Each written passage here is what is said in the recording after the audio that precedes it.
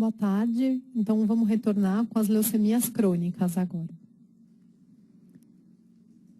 Então, as leucemias crônicas, mais uma vez, revisando, a gente tem as células-tronco pluripotentes, né, que vão dar origem aos precursores linfóides, que vão dar origem aos linfócitos B, T e NK, e a unidade formadora de colônio granulocítica, eritroide, monocítica e megacariocítica, que vai dar origem aos eritrócitos, às plaquetas, aos monócitos, neutrófilos, eosinófilos e basófilos.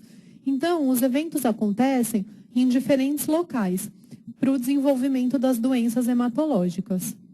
O que a gente sabe é que a LMA é uma doença que o evento acontece ali na unidade formadora de colônia granulocítica, eritroide, monocítica e megacariocítica. Já a LLA é um evento que acontece aqui na célula-tronco linfóide.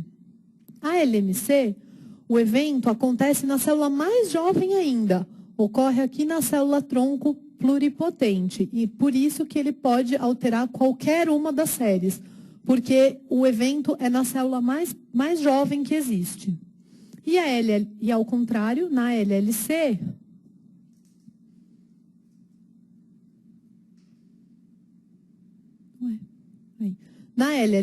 enfim, o evento acontece aqui já nos linfócitos B, perto da maturação. A LLC, leucemia linfóide crônica. Então, o que acontece? Por que acontecem as leucemias? A gente tem a célula normal, e na célula normal a gente tem proto-oncogenes que estimulam a proliferação celular e a apoptose, e os genes supressores tumorais. Isso tem que ficar em balanço, em equilíbrio, para que ocorra uma proliferação regulada. Quando você tem exposição a produtos químicos, radiação, vírus, fármaco, alguma normalidade genética, translocação, deleção, você tem uma alteração no proto-oncogene que sofre um evento e ele passa a se manifestar como oncogene. E os genes supressores tumorais não conseguem conter esse oncogene, levando à proliferação de uma célula maligna com proliferação excessiva e falha da apoptose. Então, leucemia. Nas leucemias agudas, elas são caracterizadas pelo quê? Pela proliferação com bloqueio da diferenciação e substituição da medula óssea. E na medula óssea você tem mais que 20% de blastos. Consequentemente, você vai ter uma queda da hemoglobina com anemia, queda dos neutrófilos com infecção, queda das plaquetas com sangramento. Já nas leucemias crônicas, você tem uma proliferação celular também, só que a maturação está mantida. Então, você não vai ter uma substituição da medula óssea. Você vai ter um acúmulo de células. Então, consequentemente, você vai ter organomegalia, então esplenomegalia, e leucocitose importante no sangue periférico. Neoplasia mieloproliferativa crônica é um grupo de doenças que são doenças indolentes que podem ser, que são originadas ali na célula-tronco pluripotente, naquela mais jovenzinha. Então, você vai ter uma alteração clonal nessa célula progenitora, que vai levar a uma produção exagerada de uma ou mais linhagens hematopoéticas. Por que uma ou mais? Porque ela não é em uma linhagem específica, ela é lá na célula precursora de todas, então pode alterar qualquer uma das linhagens. Você tem uma maturação preservada e uma hematopoese efetiva, porém a proliferação, a quantidade de células está anormal. Quais são as neoplasias mieloproliferativas crônicas? Nós temos 4, a LMC, leucemia mieloide crônica, a policitemia vera, a trombocitemia essencial e a mielofibrose ou metaplasia mieloide agnogênica.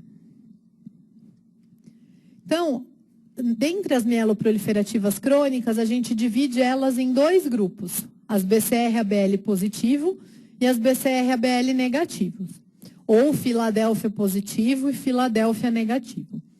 As neoplasias mieloproliferativas crônicas Filadélfia positivo é a leucemia mieloide crônica. E as Filadélfias negativos são as outras 3, trombocitemia essencial, policitemia vera e mielofibrose, além de outras muito raras, como a leucemia neutrofílica crônica, a mastocitose, a leucemia eosinofílica crônica, mas essas são doenças muito raras. Então, a leucemia mieloide crônica.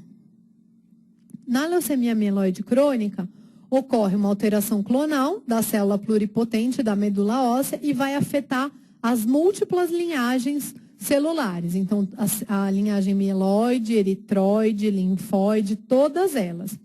E ela é caracterizada pelo quê? Pela normalidade genética e molecular característica, que é o cromossomo Filadélfia, desculpa, e o oncogene BCR-ABL.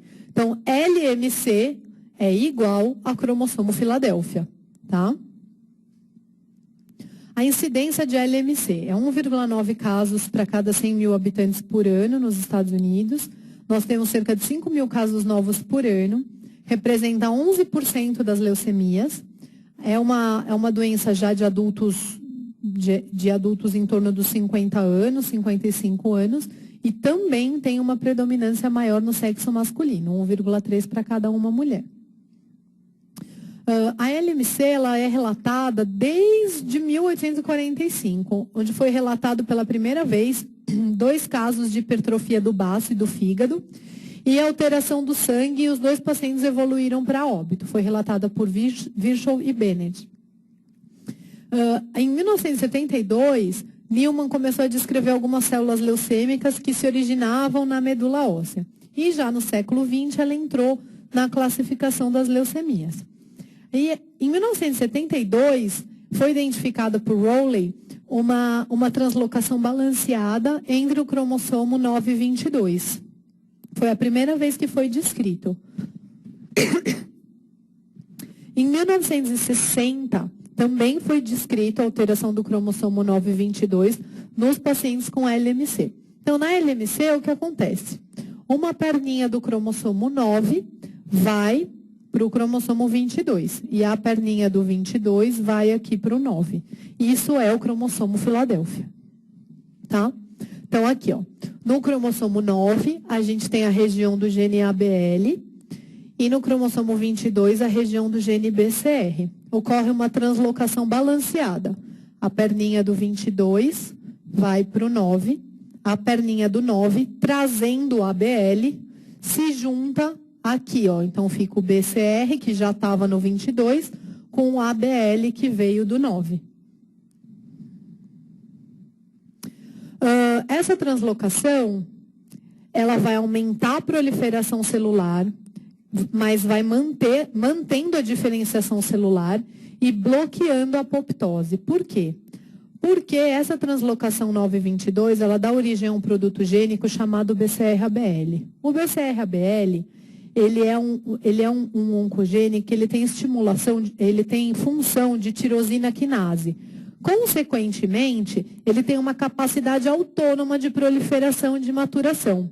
Então, ele vai estimular todas as vias de sinalização intracelulares, levando à proliferação celular com presença da maturação e perda da apoptose celular. Qual é a apresentação clínica da LMC? 85% delas são diagnosticadas na fase crônica, 5% apenas não tem cromossomo Filadélfia, é raro, tá? 50% dos pacientes são assintomáticos e acabam descobrindo a doença em um exame laboratorial de rotina, que acaba vindo com leucocitose, o paciente vai investigar. Os principais sintomas e sinais clínicos são fadiga, febre, perda de peso, sudorese, dor no quadrante superior esquerdo por conta da esplenomegalia. Alguns que têm esplenomegalia importante têm uma queixa de empachamento, aumento do volume abdominal pela esplenomegalia, e alguns se queixam de petequias ou hemorragias nasais, epistaxe. Como é que a gente classifica o paciente? Nós temos a classificação das fases da doença. Então, a primeira fase é a fase crônica. A maioria dos pacientes é diagnosticado nessa fase. 50% deles são assintomáticos. O paciente vai ter fadiga, perda de peso, sudorese, esplenomegalia, um pouquinho de anemia. Ela dura em média 5 anos e nessa fase já é identificada, né, a translocação 922. A segunda fase da doença é a fase acelerada. Os sintomas eles podem se tornar mais intensos e o paciente pode evoluir com uma plaquetopenia que não responde à medicação. Essa fase já tem uma duração mais rápida, que dura em torno de 1 a 2 anos. Nessa fase, os pacientes, é uma fase de transição para o paciente evoluir para uma crise blástica. O que é uma crise blástica? A crise blástica é uma leucemia aguda secundária a uma LMC prévia. Então, a leucemia mieloide crônica virou uma leucemia aguda. Funciona igual uma aguda, ela evoluiu, tá? Então, você vai ter mais que 20 a 30% de blastos, ou você pode se manifestar com sarcoma granulocítico. A maioria das crises blásticas são mieloides, tem uma sobrevida muito ruim, menor do que 1 ano, e o tratamento dela é igual, nesta fase aqui, é igual à da leucemia aguda. E nessa fase a gente consegue detectar outras alterações clonais, mais a translocação 922. Então, a translocação 922 é característica da LMC.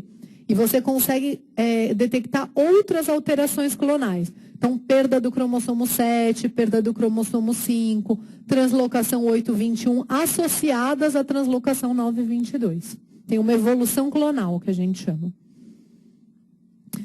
Quais são os critérios para a fase acelerada? A gente tem diversas classificações. A gente tem a classificação de Sokal, a classificação do International Bone Marrow Transplantation, do MD Anderson, enfim, a classificação que vocês têm que saber é a da OMS.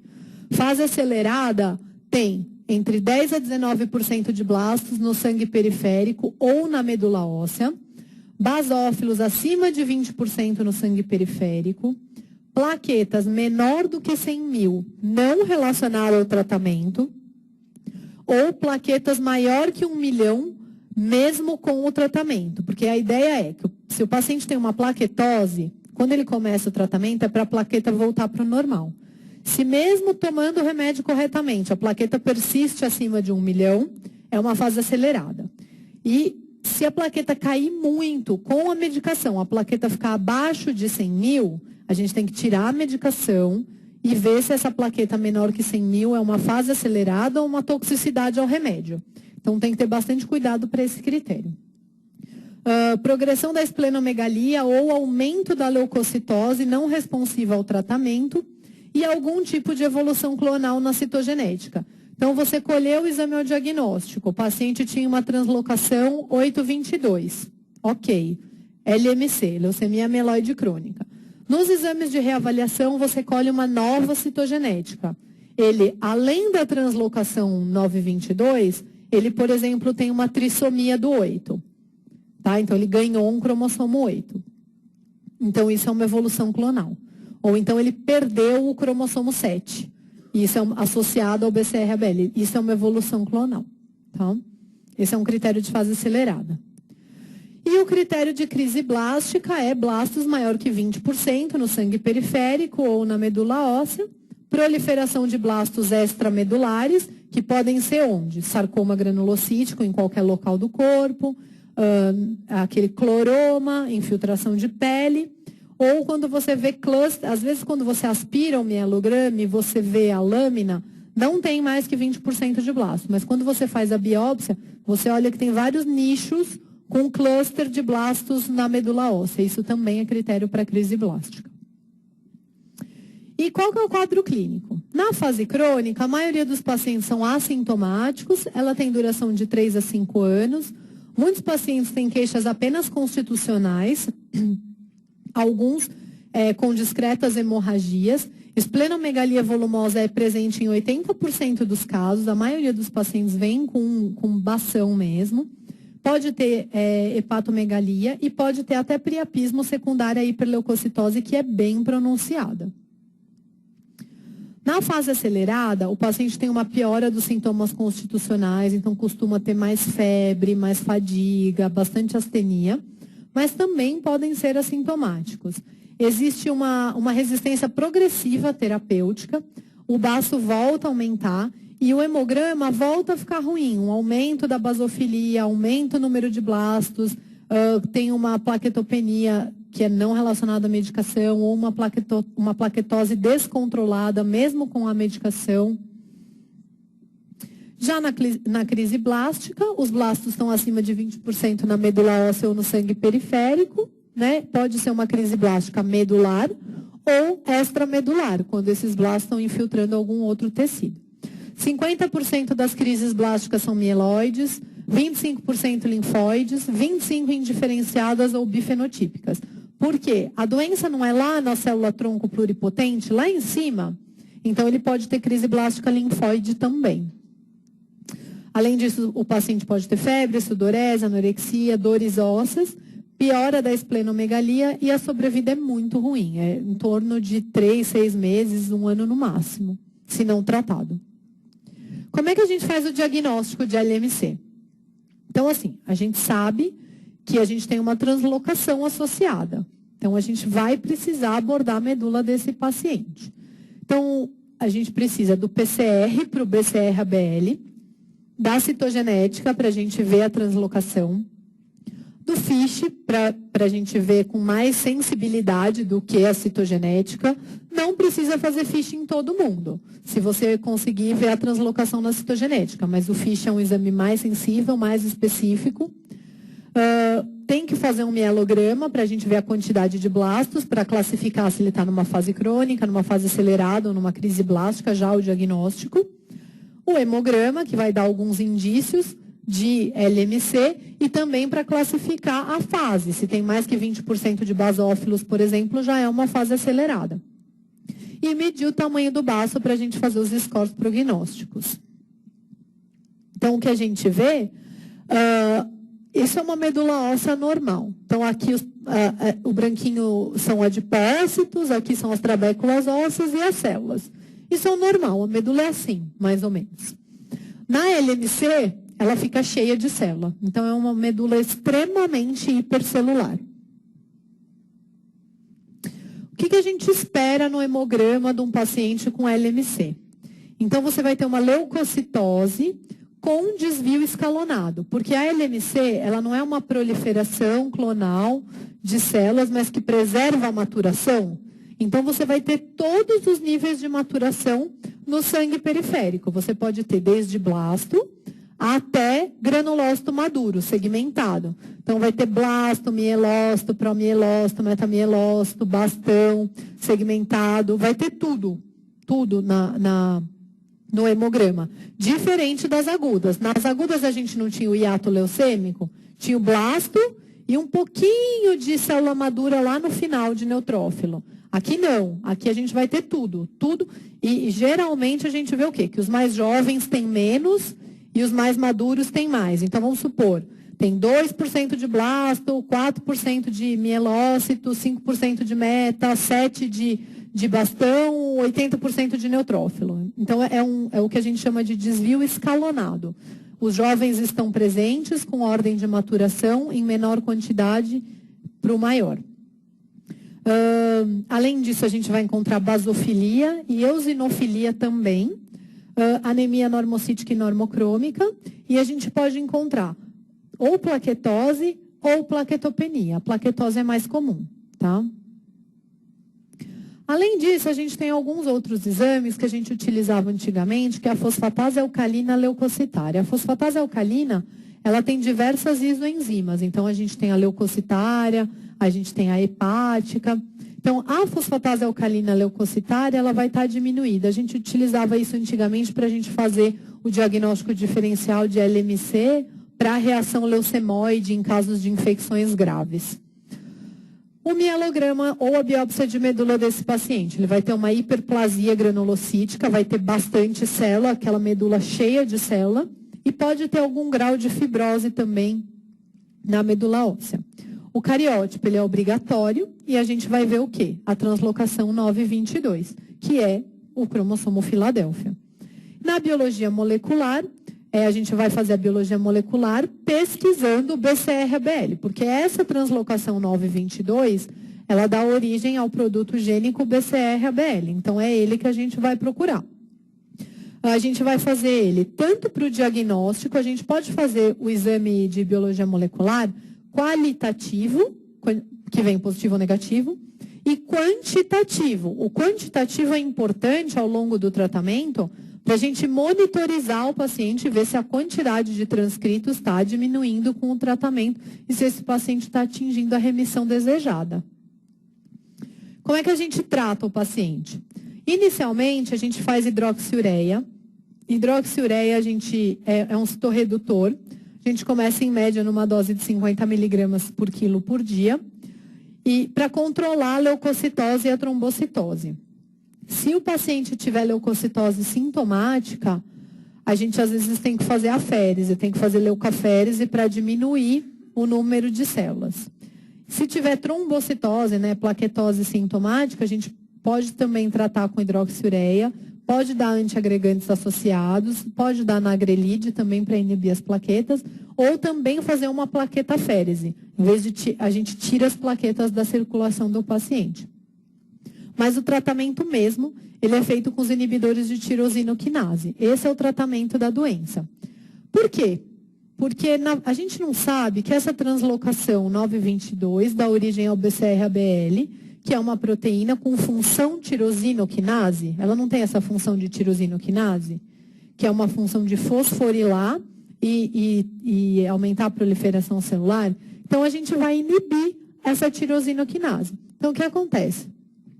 A gente tem o BCR-ABL, ele tem a tirosina e aqui os radicais fosfato. Daí, ocorre uma fosforilação da tirosina, utiliza o ATP e ele vai na proliferação celular. Aí foi desenvolvida uma droga, que é chamada imatinib, que ele ocupa esse sítio aqui do ATP. Então, não ocorre a fosforilação. Então, não ocorre a proliferação celular. Você inibe o clone. A droga inicial foi o imatinib, ou Glivec, tá? Chegou no Brasil em 2005. Ele é um inibidor seletivo da tirosinoquinase, é o tratamento de primeira linha e ele, assim, as respostas dos pacientes são acima de 90%. 98% dos pacientes têm uma resposta hematológica, 90% têm uma resposta citogenética. O que significa isso? Significa que quando você toma o remédio, não ocorre mais a translocação. Você não visualiza mais aquela translocação. O paciente fica com a citogenética normal. E para a fase acelerada ou crise blástica, a gente utiliza o mesmo remédio, mas em doses maiores.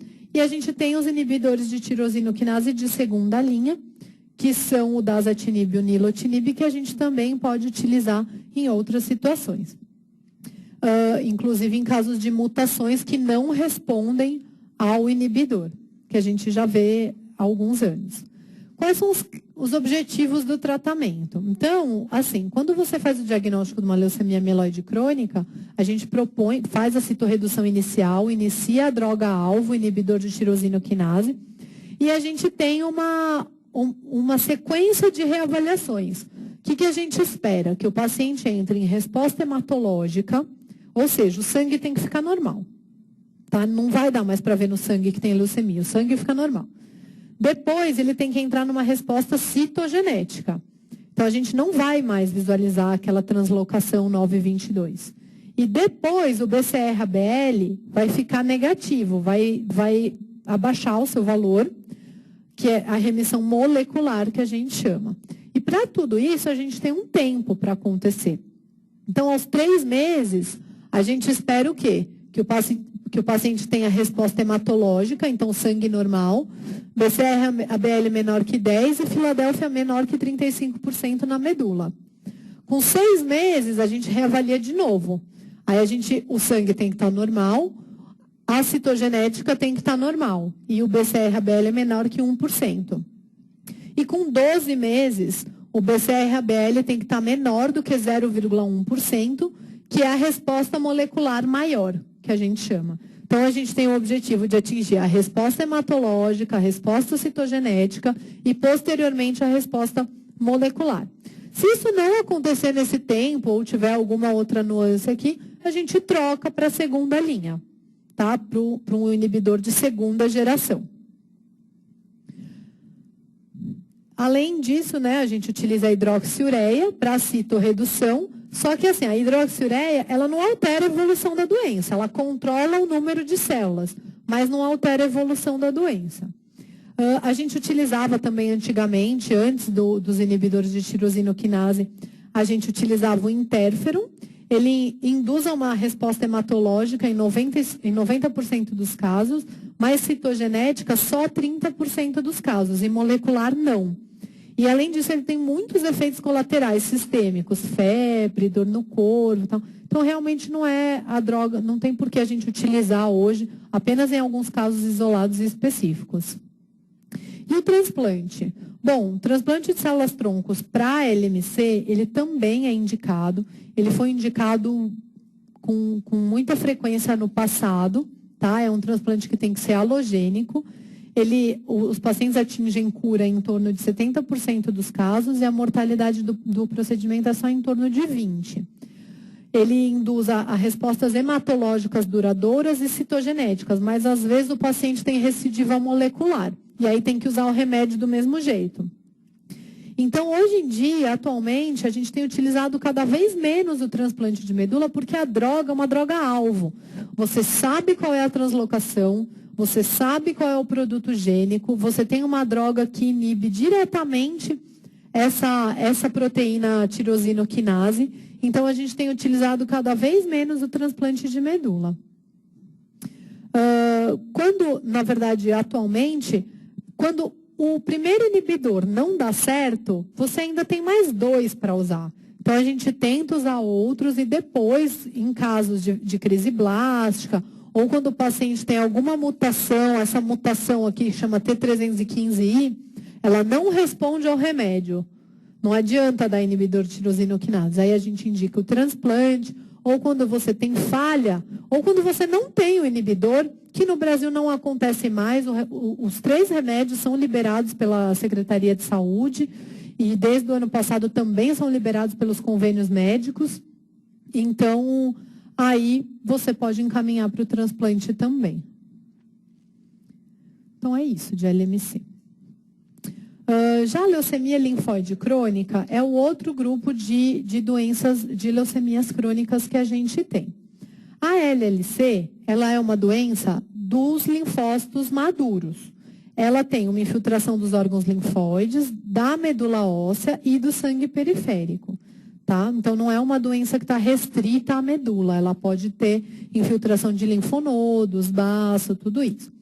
98% das LLCs são de linfócitos B, mas 2% são de linfócitos T. Pode acontecer. Ela é a leucemia mais comum do adulto, então de todas as leucemias agudas e crônicas, a LLC é a leucemia mais comum do adulto. A leucemia aguda mais comum do adulto é a leucemia mieloide, mas das leucemias, a LLC é a mais comum nos adultos, tá? A gente tem em torno de 3 novos casos para cada 100 mil habitantes por ano. A mediana de idade é de 65 anos e também mais frequente em homens do que mulheres. Então, essa é a célula da LLC. São linfócitos B maduros no sangue periférico. A etiologia é desconhecida, mas a gente sabe sim que existe uma predisposição familiar. Famílias com antecedente de LLC têm uma chance maior do familiar apresentar. E elas costumam ter um curso um pouco mais agressivo e aparecer numa idade um pouco mais jovem, em torno dos 54 anos e não 66. E mais uma vez, a gente sempre questiona a exposição a agentes químicos e derivados de petróleo na etiologia das leucemias. Qual que é o quadro clínico da LLC? 50% são assintomáticos, então muitas vezes também é um achado de exame. Além disso, ele pode ter uma linfadenopatia generalizada, 30% dos casos se apresentam com linfonodomegalia.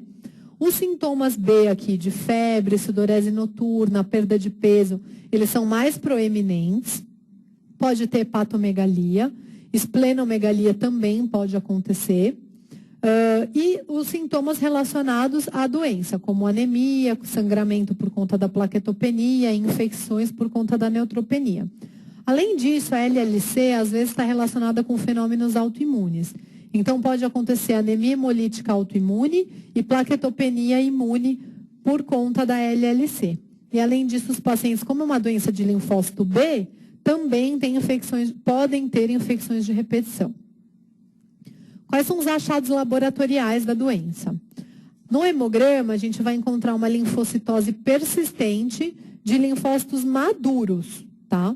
Podemos encontrar anemia e plaquetopenia em torno de 20%, a medula óssea infiltrada, e caso ocorra anemia hemolítica autoimune associada, a gente pode ter reticulocitose, DHL elevado, marcadores de hemólise, bilirrubina indireta elevada e aptoglobina consumida.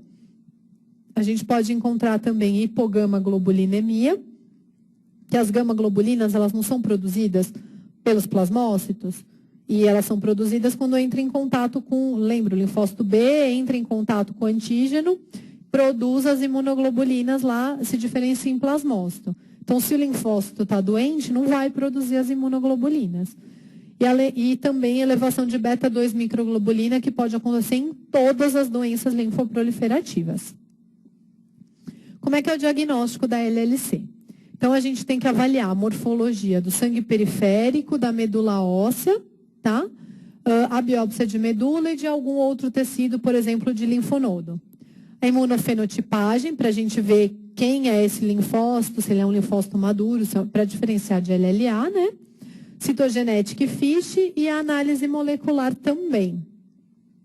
Então, qual que é a morfologia desses pacientes? A gente divide, na verdade, em LLC típica, atípica e prolinfocítica. A LLC típica é a mais comum, tá? A gente vê linfócitos pequenos, que tem o núcleo com a cromatina bem condensadinha, não tem nucleolo evidente, tem um citoplasma bem escasso. E o que a gente vê com frequência no hemograma é uma coisa que a gente chama de mancha de Grumpesch, que é isso aqui, essa manchinha aqui, que significa que é um resto celular do linfócito. Tá? Então, às vezes vem descrito no hemograma, presença de sombras nucleares, presença de manchas de Grumpesch. É isso. É sugestivo de LLC. Aí a gente tem a LLC atípica, que a gente já tem linfócitos um pouco maiores e mais pleomórficos, tá vendo? Tem uns maiorzinhos, um com o núcleo um pouco diferente, outro já bem redondinho. E na atípica a gente tem mais de 15% de células com diferenciação plasmocitoide, de maneira geral. E na LLC prolinfocítica, a gente tem prolinfócitos. O que são prolinfócitos? São essas células aqui, são linfócitos B, só que eles são um pouco mais jovens. Então, ele tem um nucleolo, tem um citoplasma um pouco maior, ou nucleolo evidente. Então, isso é só uma classificação morfológica, tá? E quais são as alterações que a gente vê na LLC? A gente tem 50% de alterações visualizadas na citogenética e 80% no FISH. Então, o FISH ele é um pouco mais específico para a LLC. Tá? Mais de 50% dos casos tem alteração única, só tem uma anormalidade. E a anormalidade mais comum é a deleção do 13. Essa é a anormalidade mais comum, mas a gente vê bastante frequência também trissomia do 12. E as anormalidades, elas conferem algumas características à doença. Então, por exemplo, a deleção do 17, ela confere uma maior resistência à droga de tratamento. A deleção do 11, ela confere uma linfadenopatia mais volumosa. Então, são só as características da doença. E o FISH, né, com diversas alterações que a gente pode ter, deleção do 6, do 17, do 11, trissomia do 12, deleção do 13, as inúmeras alterações que a gente pode ter. Quais são os critérios diagnósticos de LLC? Então, os critérios diagnósticos são linfocitose no sangue periférico maior que 5.000, com linfócitos maduros e menos de 55% de prolinfócito, porque se for mais que 55% é prolinfocítica. Se você tiver menos que 5.000 linfócitos no sangue periférico, mas tiver manifestação clínica e a imunofenotipagem for compatível com LLC, também é uma LLC, tá? a medula óssea com mais de 30% de linfócitos maduros. E esses linfócitos, eles têm que expressar os antígenos de célula B, que é o CD19 e o CD20, e coexpressar o CD5, o CD23 e monoclonalidade das cadeias leve e de imunoglobulina. Então, essa é a imunofenotipagem. Você vê uma imunofenotipagem de um linfócito B, então CD19 e CD20, com expressão de CD5, é uma expressão anômala, não é para expressar isso, e também para CD23. E, além disso, tem que ser monoclonal da imunoglobulina. E como é que a gente estadia esses pacientes? A gente classifica esse paciente. Então, a gente tem 2 tipos de estadiamento clínico. A gente tem o estadiamento de High e o estadiamento de Binet. O estadiamento de High, ele vai de 0 a 4.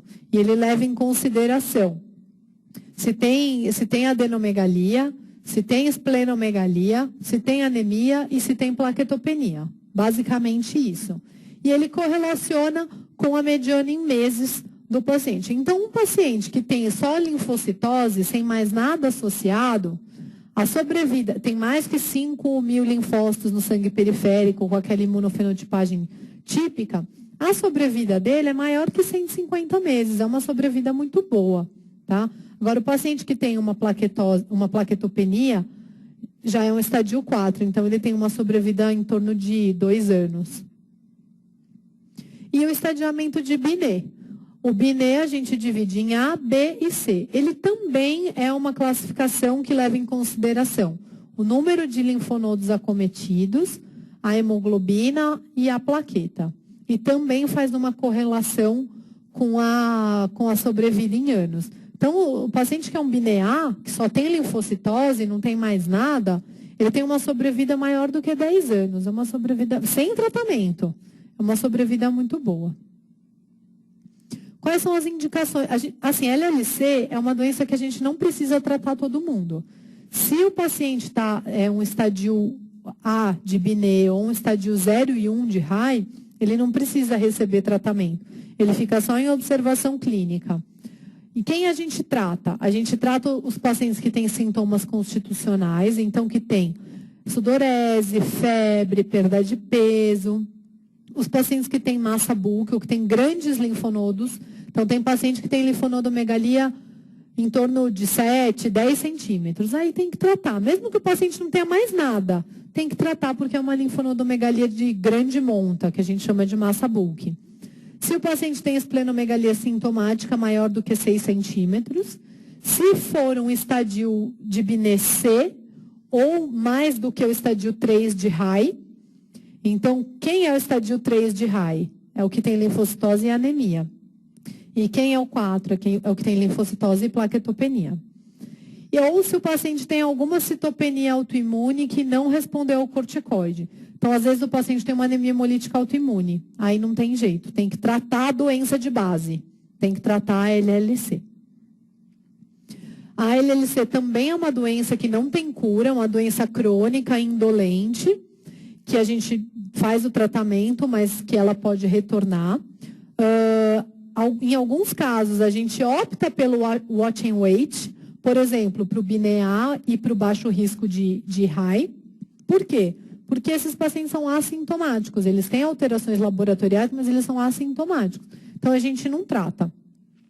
Para os estádios intermediários também, o risco intermediário de High e o Binet B, a gente observa. E paciente que teve progressão, aumento do baço, ou aumento do número de linfócitos, ou piora dos sintomas e dos linfonodos, aí esse paciente a gente trata também.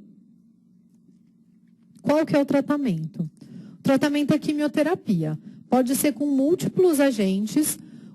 Os primeiros agentes utilizados foram clorambucil, tem alguns esquemas que usam fludarabina, ciclofosfamida. Pode ser monoterapia, pode ser poliquimioterapia.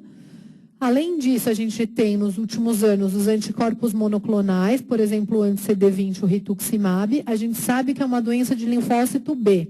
O linfócito B expressa o CD20. Então, a gente dá um anticorpo monoclonal anti-CD20 para tratar essa doença. A gente tem também um outro monoclonal, que é o alentuzumab, que é um anticorpo anti-CD52, que é utilizado nos pacientes com deleção do 17p. Tá? Então, os pacientes que têm deleção do cromossomo 17, eles respondem bem à alentuzumab. Ou então, a gente pode utilizar a corticoterapia ou imunossupressão para tratar as manifestações autoimunes, como a anemia hemolítica autoimune e a púrpura trombocitopênica imune também.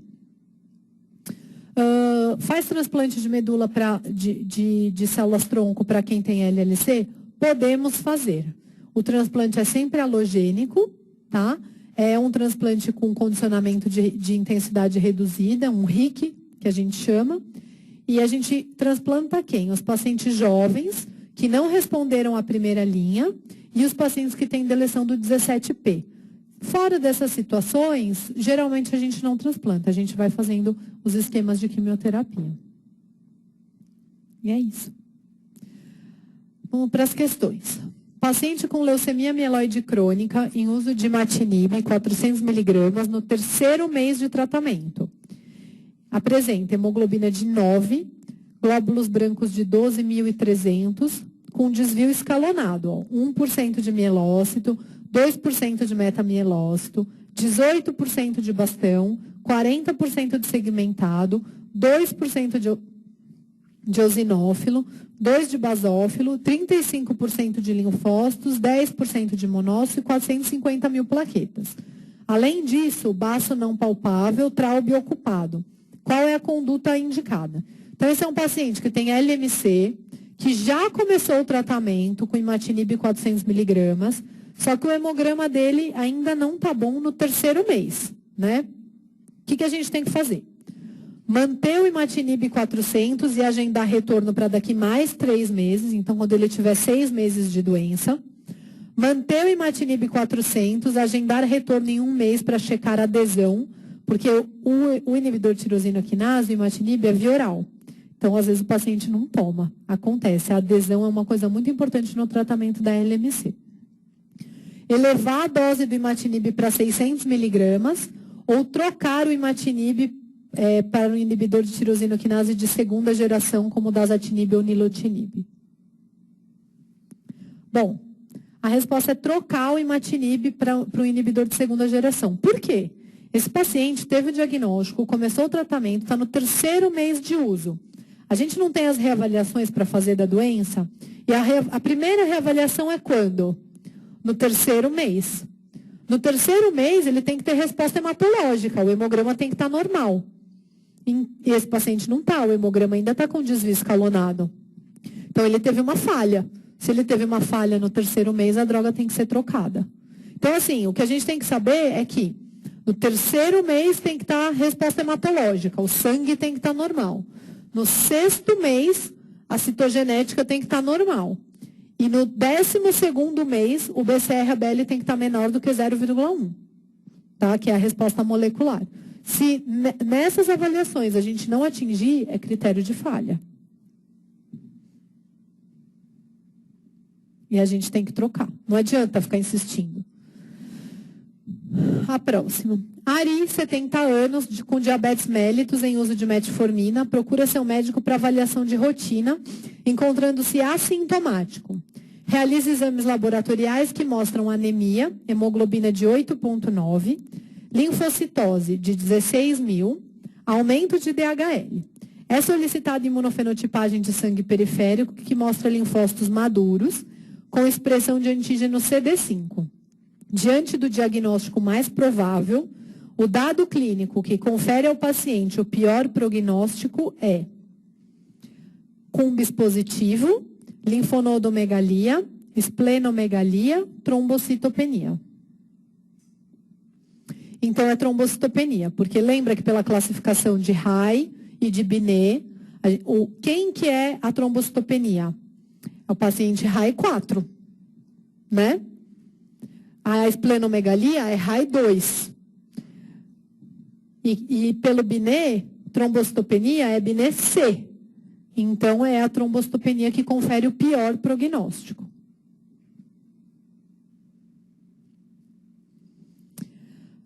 Um homem de 58 anos refere astenia há 4 meses. Nega cefaleia, dor torácica, vômitos ou melena. Ao exame físico, apresenta-se em bom estado, descorado uma cruz em 4, eupineico orientado. PA 120 por 70 milímetros de mercúrio, frequência cardíaca de 88 batimentos por minuto, frequência respiratória de 16 incursões por minuto. Baço palpável a 6 centímetros do rebordo costal, esquerdo. Hemoglobina de 10,5, leucócitos 132 mil, 1% de blastos, 2% de promielócitos, 22% de mielócitos, 14% de metamielócitos, 25% de bastonetes, 32% de segmentados. Linfócitos de 4%, monócitos de 2%, plaquetas 515 mil. Citogenética positiva para cromossomo Filadélfia. Qual tratamento deve ser iniciado? Então, ciclofosfamida, adriamicina, imatinib ou prednisona. Obviamente que a imatinib, esse paciente com esse hemograma, com anemia, leucocitose, desvio escalonado, com todas as séries, até segmentados, plaquetose, cromossomo Filadélfia positivo, ele tem leucemia mieloide crônica. O tratamento para leucemia mieloide crônica é imatinib, tá? Homem de 71 anos, assintomático, em rotina pré-operatória de cirurgia eletiva de pequeno porte. Hemograma, hemoglobina de 13,6, com VCM de 84, HCM de 28. Leucócitos, 23.700. Neutrófilos, 2.800. Linfócitos, 19 mil. Plaquetas, 140 mil. O diagnóstico mais provável é leucemia linfóide aguda, leucemia promielocítica, mononucleose, linfoma linfoblástico leucemizado ou leucemia linfóide crônica. Bom, é leucemia linfóide crônica. Por que não é leucemia linfóide aguda? Porque não tem blasto. Ele fala que tem linfócito. Não fala que tem blasto e linfóide, né? Além do mais, olha só, um paciente de 71 anos, não é a faixa etária para leucemia linfóide aguda.